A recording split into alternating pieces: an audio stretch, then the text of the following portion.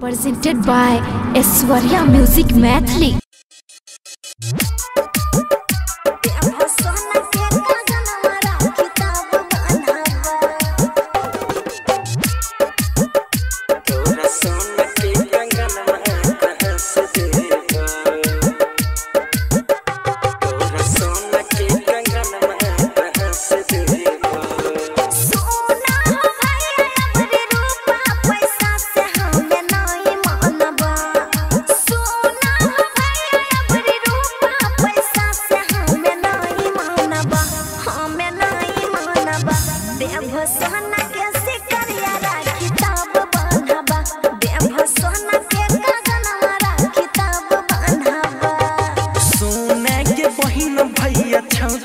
गरीब हम कहाँ से देबो सोने के बहिना भैया छौतरी गरीब हम कहाँ से देबो तोरा सोना के सिकरिया कहाँ से देबो तोरा सोना के कंगन में कहाँ से देबो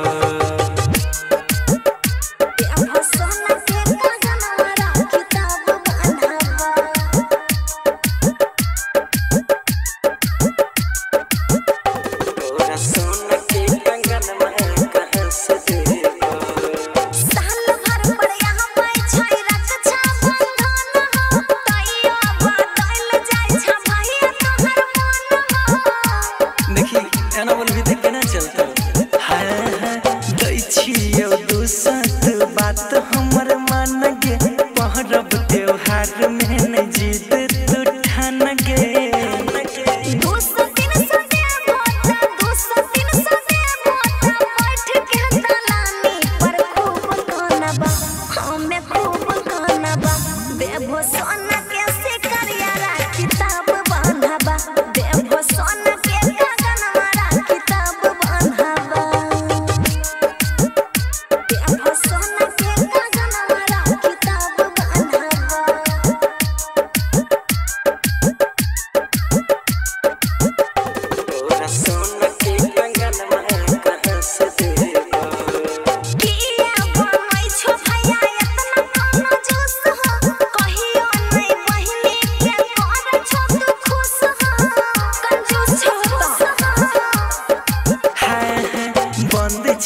काम धाम हाथ छिके खाली चंदन लगाबे बहिना देव कान बहली